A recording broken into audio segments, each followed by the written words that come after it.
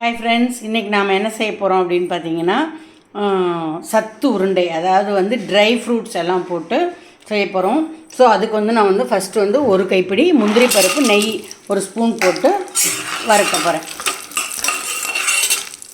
So முந்திரி பருப்பை எடுத்ததுக்கப்புறம் 2 கைப்பிடி பாதாம் அந்த நெய்யிலேயே நம்ம போடுறோம். நெய் வந்து நமக்கு தீர்ந்தால் தான் நம்ம மறுபடியும் வேணால் போட்டுக்கணும். ஸோ நான் முதல்ல போட்ட ஒரு ஸ்பூன்லேயே நம்ம முந்திரியை வறுத்து எடுத்துகிட்டு ஸோ வந்து நம்ம வந்து பாதாம் போட்டுக்கோம்.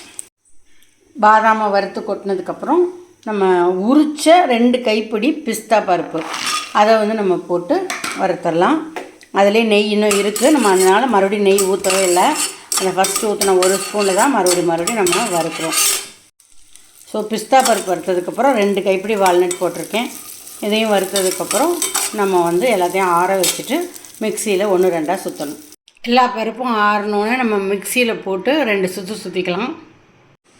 1-2 இந்த மாதிரி பிடிச்சதுக்கப்புறம் துருவி வச்சுருக்க இந்த வெல்லத்தையும் அதில் வந்து நம்ம போட்டு ஒரு சுற்று சுற்றிட்டு எல்லாத்தையும் உருண்டை பிடிக்க வேண்டியது தான். நம்ம வந்து வெல்லத்தை போட்டு சுற்றுனதுக்கப்புறம் ஆல்ரெடி அதுலேயே எண்ணெய் எல்லா பருப்புலேயும் இருக்கும். நம்மளும் ஒரு ஸ்பூன் நெய் விட்டுருக்கோம், அதனால் நல்லாவே வந்து ஒன்றோட ஒன்று ஒட்டிக்கும். ஸோ நம்ம இந்த மாதிரி உருண்டை பிடிச்சி வச்சோன்னா ரொம்ப நல்லாயிருக்கும். குழந்தைங்களுக்கு வந்து கொடுக்கறதுக்கு ரொம்ப நல்லாயிருக்கும். இது வந்து வெளியே வந்து நீங்கள் 1 வீக் வச்சுக்கலாம். ஃப்ரிட்ஜுக்குள்ளே வச்சிங்கன்னா 1 மாதம் கூட வச்சு கொடுக்கலாம். ஸோ அப்பப்போ கூட ஒரு கைப்பிடி சின்ன கைப்பிடியாக கூட எடுத்து நீங்கள் செய்யலாம்.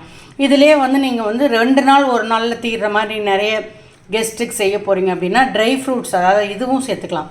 அதாவது இப்போ நம்ம இதில் வந்து வால்நட்டு, முந்திரி, பாதாம், பிஸ்தா போட்டிருக்கோம் இல்லையா, நீங்கள் வந்து அதோட அத்திப்பழம், பேரிச்சம்பழம் அதெல்லாம் ஆட் பண்ணலாம். பட் அதெல்லாம் வந்து நம்மளுக்கு ஒரு பிசுபிசுப்பு தன்மை இருக்கிறதுனால நம்ம மிக்சிலாம் போட்டு சுற்றுறதுனால அது ஒரு 2 நாளைக்கு மேலே அது நல்லா இருக்காது. ஸோ அந்த மாதிரி செய்கிறதுனா அப்படி செய்யலாம். இது வந்து இப்படி செய்யலாம்.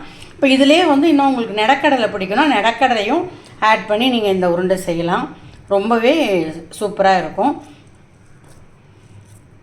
ஸோ இதான் நம்மளுடைய ட்ரை ஃப்ரூட்ஸ் உருண்டை ரெடி ஆகிட்டுருக்கு. ஸோ உங்களுக்கு இந்த வீடியோ பிடிச்சிருந்தா லைக் பண்ணுங்கள், ஷேர் பண்ணுங்கள், சப்ஸ்கிரைப் பண்ணுங்கள் ஃப்ரெண்ட்ஸ். தேங்க்யூ.